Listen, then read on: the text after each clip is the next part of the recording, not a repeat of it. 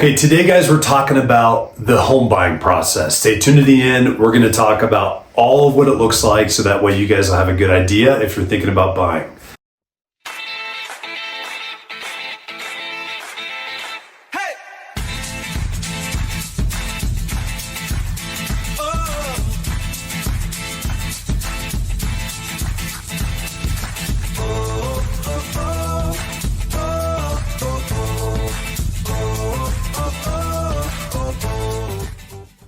Hey guys, I'm James Dean, team leader of the James E. Mountain Homes team. Thank you so much for watching these videos. Just really quick before we get into the meat of this video, I just wanted to make sure if you haven't done so already, hit that subscription button down below, hit that notification bell. That keeps you updated on all the new videos that we have coming out weekly. We've got several that come out each week on this channel, so please stay up to date with that. Also, if you've got any questions whatsoever that are real estate related or just in the community, please don't hesitate to reach out to us and give us a call. You can either call us at 719-266-2725. You can text us to that number as well, or you can email us at info@jdmret.net. Please, whatever you got to do to get those questions to us, please ask. We're here to help. We're here to provide value to you and helping you make informed decisions, whether you're looking to buy or sell real estate or just typical questions for the community out here. We are local experts of this area and we love this area. So please reach out to us, and we hope you guys enjoy this video. Okay, so today we're talking about the buying process and what it entails. So, and I'm just going to kind of go over just some basics on this. Everybody's going to have their own unique things that they need to have done through the buying process. But if you're thinking about buying in the Pikes Peak region, this is what we typically see. So you're going to come out, you're going to probably have already started looking at things on Zillow, Realtor.com, Redfin. That is perfectly fine. We talk with our buyers all the time. They've already started doing that. That's expected. Easily over 90% of all buyers are looking online before they even talk to a real estate agent. Secondly, you're probably going to start identifying about where you want or where you need. Now, this is where we start coming in. And if we haven't had a conversation yet, we're going to ask a ton of questions because we want to understand what your needs are. We want to understand what your family dynamics are, what your needs as opposed to bedrooms and bathrooms, the minimum and maximum size of the house and square footage, your commute time needs to be to the places that you're working or things that you're doing. Maybe you're elderly and you're retired and you need to have a certain commute time to a particular level care of hospital. All of these things we're going to ask and we're going to go over as we do our buyer consultation. During that time, we're also going to find out if you've already been speaking to a lender, if you need a lender. If you're cash, that's great on there, but we're going to start qualifying you to make sure you are good to go and that you are in fact ready to start looking at homes. The next thing we're going to do is we're sitting there through that consult is we're going to walk you through a very similar process to what I'm doing right now. We're going to talk you through what happens once we start looking at homes. Now, the first thing that we're going to need to do before we start looking at homes is we're going to need to discuss our buyer's agency agreement. Now, with me and my team, we've been doing this for years. It's kind of entertaining to see things pop up with the new NAR settlement that's going to be in August. And one of the things they require is having a written agreement between an agent and a buyer. Now, we've been doing this for years for a multitude of reasons, but the main ones are this. The big one is it lets you know as a buyer exactly what our duties are as your agent. It also helps us to know how serious you are as a buyer and that we're actually utilizing our time wisely and spending that with the folks that really need our time, because that is the one thing that we do not have an infinite amount of, and that's time. We go over and talk about what that looks like as far as agency agreement, how that works with commissions on there as well, and how we work through that. And we're very transparent and upfront with that so that you know exactly what to expect as we go through this process, not after you've fallen in love with a home, but before you've even gone in to see a home. Once we've got that completed and done, and we've made sure you're financially qualified to look at the homes at the pricing point that you're wanting to look at, then we start building that search criteria. Now I know you're already in Zillow, you're already in Realtor, you're already in Redfin. So you already have a much larger idea of exactly what you want and already know that there's some houses out there.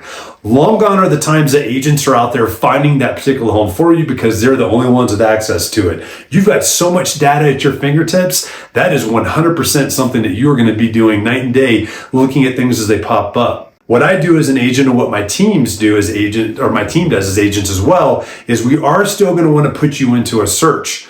What that'll do is just help us, number one, get you immediate access to homes as they come active on the current MLS. Realtor, Zillow, Redfin, all of these different third-party resources are going to be pulling from the exact same MLS. Sometimes they pull it correctly, sometimes they don't pull it correctly, and sometimes they can kind of provide some information that might be a little misleading. Having it directly from the MLS will ensure that you're getting stuff directly from it and you're not getting it filtered in any way, shape, or form. Now, when you start finding homes that you like that fit your criteria, now we're starting to really get where the rubber meets the road on this. We then can go in and we print off or we email, depending on what your preference is on there, as we start scheduling these homes and we get them all lined up for you so that we've got a block of time to go in and see them. But we'll have a much more detailed buyer version of the MLS. It can have things like room dimensions, a lot more details like taxes, all these things that pop out that you don't necessarily get on Zillow, Realtor.com, so that you've got this to make notes on as you go through your homes.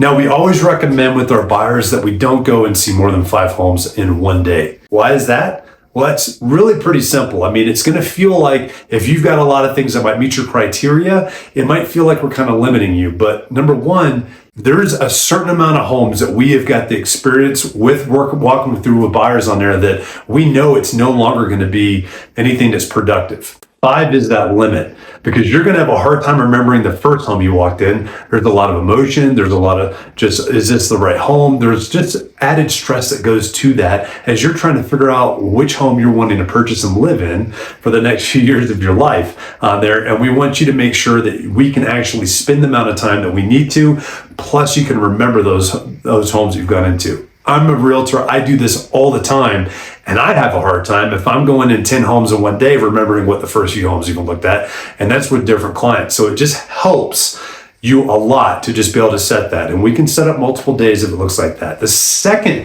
thing that it's going to help us do is it's going to help us prioritize what your top homes are in that list. So we're not just going out there and seeing every home in the market that meets your criteria. We're finding the ones that really, really, truly meet your needs and the ones that you really love and that you like based on what we've seen on MLS. That way we're not wasting your time on there as well. So we start going through these homes. And as we're going through these homes, we as your agent are going through, we're helping to identify things that you might not be familiar with within this local area that we need to watch for.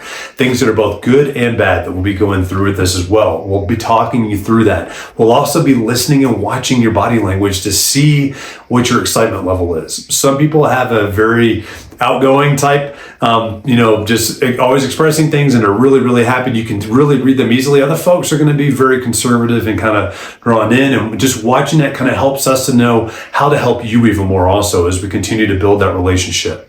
Now, let's say we found your perfect home and you're ready to make an offer on it. The next thing we're going to do is, as soon as we find out we're ready to make an offer on it, we're going to let the lender know if there's a lender involved. Hey, we're looking at writing an offer. Also going to have myself or my agents on the team. We're going to reach out and we're actually going to speak to that listing agent to let them know, hey, we've got a buyer that's very interested in your home. We're looking at making an offer. I just want to make sure there's nothing else that we need to know that's not on the MLS. Is there anything that we need to be knowledgeable on what the seller needs that might come back in a counter, so we can go ahead and take care of that on the offer side of things as well. We work through a lot of those different things that we can just go ahead and get ironed out so we're not just blindly submitting an offer. This is also the time when I'm building rapport with that listing agent so that they know who I am, they know that I'm submitting an offer, and they know that I'm doing it professionally, and that we as a team are going to be there to make sure we help you make it from point A to point B as smoothly as possible. This is that first interaction that we get with that other agent, and it helps tremendously.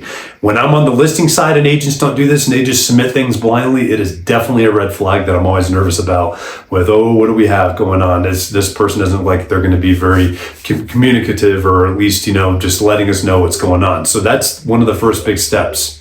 Then we write the offer. Now, if this is your first offer, we're going to go over it in entirety before we submit it, because it's very important for you to know exactly what you are signing and what you're getting into. Some of the biggest sections on that are going to be within those dates and deadlines on there. It typically takes about 45 minutes to an hour for a buyer and one of our agents to go through that first consultation on that first offer so that you understand how the offer is set up and why it is and why we're suggesting the different deadlines, why we're talking about how the money is going to be paid. All of that stuff goes into that offer so that you understand that. We've also gone ahead and we've notified the lender that, hey, we're looking at making an offer of this amount, so that way they can make a specific pre-approval letter that shows what that amount is. It's none of the seller's in for business to know how much you're actually pre-approved for. So if you're looking at a $700,000 home, but you're pre-approved for $1 million, they don't need to know that you're pre-approved for $1 million. That doesn't help you at all. So we get those streamlined and we get those customized for each offer that goes through. We're also going to go through comps within the area to make sure that we're offering a competitive offer. We'll talk about days on market and what the market's actually doing with it. If the house has been under contract before, why it may have come out, whatever the listing agent is going to just forfeit over to us as information as well. I will sit there and I will listen all day long and glean all that stuff from them so that you can become as informed as possible as you're going through that too. Now we've got the offer done. You're happy with it. The lender knows we got a pre-approval. We've got the signatures that we need to. Now we're going to submit the offer. We're going to submit it through what most agents use here in Colorado, which is CTM, which is just a form of digitally sending that over. So we're not having to run it over to anybody. And after it's been printed out, hand it to them or anything like that. It gets sent over to them digitally. They're then able to go over that with their sellers, and we're going to let them know we've submitted the offer to them. We'll even call them and give them all the big points on it. You know, the price, different conditions that are more abnormal or might not be as, a little bit more specific to this actual contract, just to make sure those are pointed out to them as well. They'll go over it with their sellers. The sellers will just say, if they counter back, great, we'll continue the counter until we can find something that meets and it's a win-win on both sides. If not, and they signed it, even better. That's awesome. Now we're under contract. Now we're in the contractual period of buying your house. So that's the first big high five, the first big celebration of getting your house, getting towards purchasing your house is getting it under contract. So now we've got it under contract. Now this is where the dates and deadlines really start coming into place. And we're going to have a little bit of hurry up and wait that kind of comes into these as well. Now, firstly, earnest money is probably going to be one of the first things that has to be done. We're going to reach out to the title company. We're going to get their information, and we're going to give you the title company's information for the earnest money. Now, normally these can be done with personal check or wire transfer. This is the only part of money transfer that can be done in a personal check.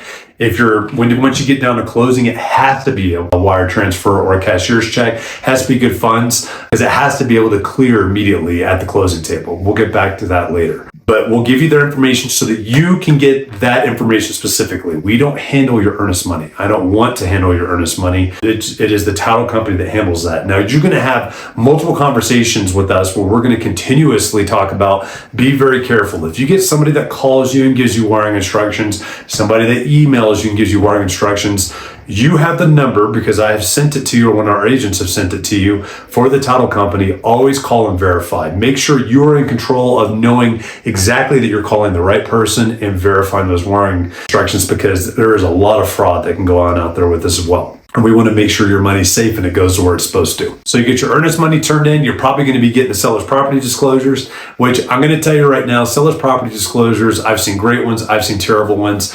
It's always a flip of the coin of what you're going to get. Some sellers are awesome and they're super detailed and they put a bunch of stuff in. Some are not, and they put like one thing in it. They've lived in it for 10 years. This is why, as we move into inspections, why we're always going to recommend that you have a true inspection, like an actual professional inspector that comes in and he actually goes to the house. And his sole purpose in life is to find things that might be wrong or are wrong with the home. He's not there to find great things with the house. He's there to make sure everything that's a defect or a possible defect, even if it might have met code when the home was built back in the 70s or 80s, doesn't meet code now, he's going to bring that stuff up. So that way you become knowledgeable of that. You're spending a lot of money on the house. We want you to be knowledgeable about what you're spending money on. Now, I'll tell you, there's agents out there that get really nervous at this stage, and they've got inspectors that promise that they're not going to pull you out of contract because they're not going to bring up anything that scares you. I've got a very different philosophy, and my team has a very different philosophy on this. We've got inspectors that are very good at what they do, and they're very detail-oriented. And I want you to know exactly what's going on with this house. You're about to spend a ton of money on this home. If this home isn't going to work for you, that's fine. We'll terminate and we'll find a home that does work for you. It is my job to make sure you find the home that fits your family and is going to be the best fit for you. It is also our job as a team to make sure you are extremely happy with your home purchase and that you want to use it again. So it just makes business sense as well. Let alone ethical and moral on there too. So we've got good inspectors that we usually refer out. You can choose whoever you want to for that inspection period. That way, regardless of what happened with the seller's property disclosure, you've got even more detail on what's going on with the home. Once we're through with the inspection period, Typically, if there's a loan involved, we're then going into the appraisal period as well, where the appraiser is going to come in and then just verify that money that the bank is actually putting at risk and investing in you by giving you that loan is not a unhealthy risk, and that the house is worth what they're giving the money for on there too. That's the main purpose of that appraisal. And then we're moving into closing. Now once again, I'm kind of watering this down a little bit because I don't want to have you on the video for 2 hours, but we're typically looking at about a 30-day period for a contractual period for purchasing a home. Once we get our clear to close, if there's a lender involved, that usually happens about 2 to 3 days prior to closing on there. We get our settlement statements. We've got our walkthrough scheduled. This is the last opportunity we have to walk through the house, make sure it's just at least broom swept on there. They've removed all their personal items. They've actually moved. That's happened before where people haven't. So there's a reason why we do this. We check all the drawers, making sure that there's no holes in the wall from the movers moving the couch out and they dropped it and put a hole in the wall or broke a window or anything like that. We're looking for all of those items just to make sure the house is in the condition we expect it to be in. And then we go from that walkthrough directly to closing at the title company, where we're going to sit down, and that's where you sign all your documents. That's where the funds have already been transferred to already at the title company, both from the lender and from you. And once you've signed and everything is good and the sellers is signed, we then close and we're done and you've got your house. So I hope this helps kind of provide some insight on what we looked at for the buying process here in the Pikes Peak area. If you've got any questions at all, please don't hesitate to reach out to my team and I. We would love to be able to help you out and answer those questions, and we would love to help you get into your next dream home here in the Colorado Pikes Peak region. Hope to hear from you soon. Guys, I really hope that you enjoyed that video. And once again, before you sign off, make sure you hit that subscription button, that notification bell down below. That will keep you updated on all the new videos that we have come out that are here to inform you and help keep you updated on what's happening here, both in the community and in real estate as well. And once again, too, if you've got any questions, please do not hesitate to give us a call, 719-266-2725. You can text us at that number as well, or you can email us at info@jdmret.net, and we will get back to you as quickly as possible to answer all of those questions. We're here to serve you, and we look forward to helping you soon.